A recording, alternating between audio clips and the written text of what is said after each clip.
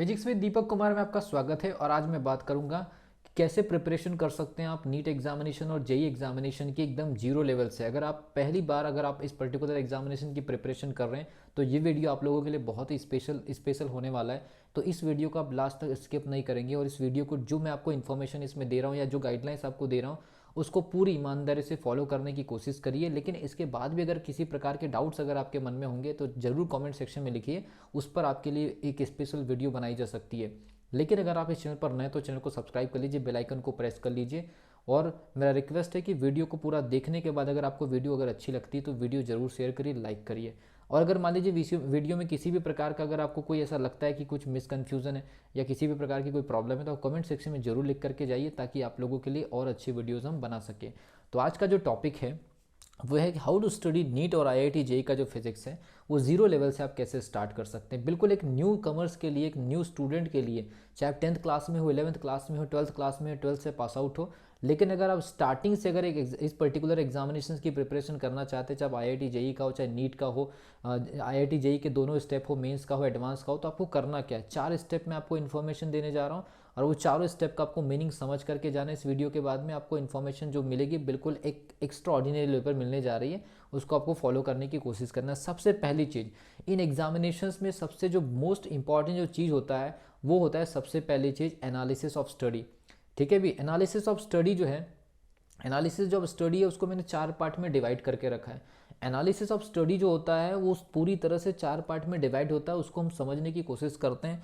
देखिए, सब अगर आप प्रिपरेशन करना चाहते हैं तो उस एग्जामिनेशन का सबसे पहले आपके पास में सिलेबस होना चाहिए। ठीक है, सबसे पहली चीज़ आपके पास में सिलेबस होना चाहिए। सिलेबस सबसे पहली चीज़ होना चाहिए और सिलेबस पूरी तरह से कंप्लीट होने के बाद आपके पास में स्टडी मटेरियल बहुत अच्छा होना चाहिए। मैं आपको बता दूं, मार्केट में आईआईटी जेई और नीट के नाम पर इतने सारे पब्लिकेशन है, आप किसको प्रेफर करते हैं बहुत बड़ा मैटर करता है। क्या आपको जो मटेरियल आपको मिला है या आपने जो परचेस किया है वो सच में आपके एग्जामिनेशन से बिल्कुल पूरी तरह से मैच करता है, या वो जो मटेरियल है वो पूरी तरह से एग्ज़ाम ओरिएंटेड है। अगर एग्ज़ाम ओरिएंटेड नहीं है तो आपकी जो डायरेक्शन है पूरी तरह से सिलेक्शन से दूर जा रही है। इसीलिए स्टडी मटेरियल बड़ा इंपॉर्टेंट है। अगर आप बोलेंगे तो मैं सभी सब्जेक्ट के स्टडी मटेरियल की आपको पूरी इन्फॉर्मेशन दे दूंगा नेक्स्ट वीडियो में। तो सबसे पहली चीज़ अपने स्टडी मटेरियल को लेकर के बिल्कुल आप पूरी तरह से सतर्क रहिए। स्टडी मटेरियल के जो सिलेक्शन को लेकर के आप गाइडलाइंस ले सकते हैं। स्टडी मटेरियल बहुत इंपॉर्टेंट होता है। स्टडी मटेरियल में एनसीईआरटी बुक्स के अलावा बहुत सारी किताबें होती है। मैं अगली वीडियोस में बताऊंगा कि एनसीईआरटी कितने लेवल तक इफेक्ट करता है प्रिपरेशन को, या कितने लेवल तक आपको, कितने लेवल के नंबर तक के वो आपको इफेक्ट करता है, आपको साथ देता है और कहाँ से आपका साथ छोड़ देता है। ठीक है, तो स्टडी मटेरियल को लेकर के सबसे पहली चीज़ तो आपको मैं एक तरह से पूरी प्लान तरीके से आपको स्टडी मटेरियल सेलेक्ट करना है और बेवजह के स्टडी मटेरियल नहीं पढ़ना है और एकदम सिलेक्टेड स्टडी मटेरियल पढ़ना इन एग्जामिनेशंस के लिए बहुत इंपॉर्टेंट है। ठीक है, उसके बाद फिर बात आती टाइम टेबल। इन एग्जामिनेशंस में लगातार याद रखिए काफ़ी ज़्यादा टफ कॉन्सेप्ट इसमें भरे होते हैं सभी सब्जेक्ट में, चाहे बायोलॉजी से हो, चाहे मैथ्स से हो, चाहे फिजिक्स केमिस्ट्री।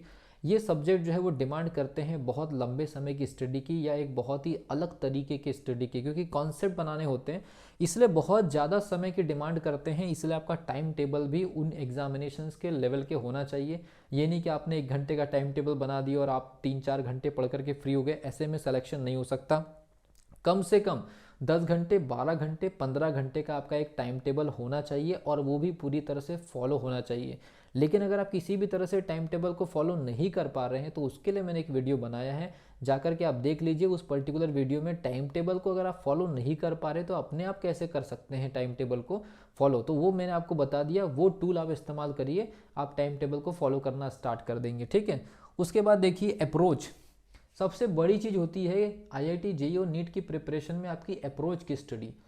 ठीक है भी, मतलब आपकी जो अप्रोच है पढ़ाई करने का जो तरीका है, अगर वो मैच नहीं कर रहा है डिमांड के अकॉर्डिंग, याद रखिए आप जहाँ कहीं भी कोचिंग कर रहे होंगे, सेल्फ स्टडी कर रहे होंगे, अगर सेल्फ स्टडी कर रहे होंगे तो खुद को सेटिस्फाइड करना इंपॉर्टेंट नहीं है, या अगर आप कहीं कोचिंग कर रहे होंगे तो आप अपने कोचिंग के टीचर्स को सेटिस्फाइड करना इंपॉर्टेंट नहीं है।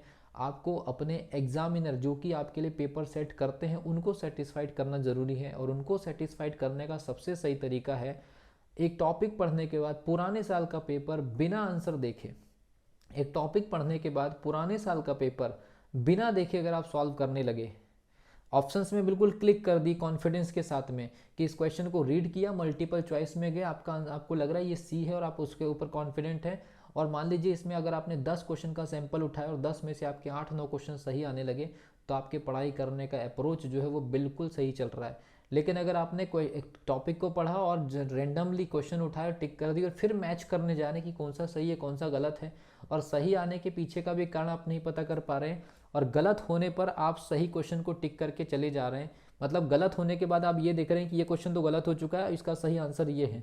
इस प्रकार से आप स्टडी नहीं कर सकते। इन एग्जामिनेशंस में काफ़ी बड़े बड़े क्वेश्चंस आते हैं और बड़े बड़े क्वेश्चंस को फास्ट तरीके से रीड करना है और जल्दी से टॉपिक को ग्रैब करके क्वेश्चन को सॉल्व करने की जो हैबिट है, इनकी डिमांड होती है।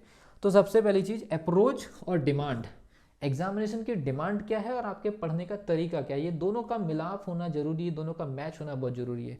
फिर बात आती है एक्यूरेसी। मैंने अभी आपको बताया कि आपने टोटल 20 क्वेश्चंस आपने उठाए और 10-16 क्वेश्चन, मतलब 20 में से 16 क्वेश्चंस आपके सही हो रहे हैं, 10 क्वेश्चन आपने उठाए, 10 में से आपके 8-9 क्वेश्चन अगर सही हो रहे हैं, और ऐसे ऐसे हर यूनिट में आपके साथ हो रहा है, तो आपकी स्टडी ऑटोमेटिकली सही है। बशर्ते ये याद रखिए कि आप जिन क्वेश्चंस को सिलेक्ट कर रहे हैं, जो क्वेश्चंस आप लगा रहे हैं, वो आपकी एग्जामिनेशन से रिलेटेड होना चाहिए। अदरवाइज ये ना हो कि आप इजी क्वेश्चंस लगा लें और आपके 10 में 10 सही हो रहे हैं, 20 में 19 सही हो रहे हैं, और आप ये मान के चलिए कि आपकी एक्यूरेसी अच्छी है, ये भी आपके साथ गलत हो जाएगा। एग्जामिनेशन ओरिएंटेड क्वेश्चंस में आपको अपनी एक्यूरेसी चेक करनी है। देन उसके बाद फोर्थ स्टेप, रिवीजन आप कितने भी बार कर सकते हैं। जितने बार रिवीजन करेंगे हर बार एक नयापन होना चाहिए। मतलब ये नहीं कि आप उसको रट रहे हैं, याद कर रहे हैं, जितने बार आप रिवीजन करें उस टॉपिक के बारे में नई नई इन्फॉर्मेशंस आपको मिलती जानी चाहिए। ये आपकी हैबिट या आपका माइंडसेट ऐसा होना चाहिए कि दूसरी बार रिवीजन करेंगे तो कुछ और नया निकालेंगे, तीसरी बार रिवीजन में कुछ और नया निकालेंगे, चौथी बार के रिवीजन में कुछ और नया निकालेंगे।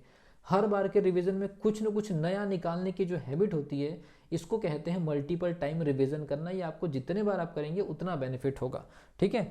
उसके बाद टेस्ट अगर आपको कहीं से भी मिल जाए, ऑनलाइन ऑफलाइन, टेस्ट आपको कभी नहीं छोड़ना चाहिए, क्योंकि एक दिए गए समय में आप अपनी परफॉर्मेंस को अगर चेक करना चाहते हो तो टेस्ट सबसे ज़्यादा इंपॉर्टेंट। लेकिन टेस्ट भी 1-2 टेस्ट नहीं, पूरे के पूरे सिलेबस का आपको टेस्ट अटेम्प्ट करना चाहिए। सारा सिलेबस आपके टेस्ट के अंदर अटेम्प्ट होना चाहिए, और फिर मिक्स टेस्ट वाले जो आपके मिक्स सिलेबस वाला जो टेस्ट होता है, या सारा का सारा सिलेबस को कवर किया हुआ जो टेस्ट होता है, वो वाले भी टेस्ट आपको लगाने चाहिए।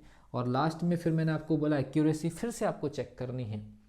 एक्यूरेसी आपने 10 क्वेश्चन पर चेक करी, 20 क्वेश्चन पर चेक करी, और फिर आपको फुल लेंथ टेस्ट पर आपको अपनी एक्यूरेसी चेक करना चाहिए। अगर आपने ये पूरी की पूरी प्रोसेस अगर ईमानदारी से फॉलो कर लिया, तो आप 0 लेवल से लेकर के सिलेक्शन वाले लेवल तक के या फिर टॉप 10 वाली रैंक तक आप पहुंच सकते हैं IIT JEE और नीट के एग्जामिनेशंस में। मिलता हूँ अगली वीडियो में, तब तक के लिए wish you all the best.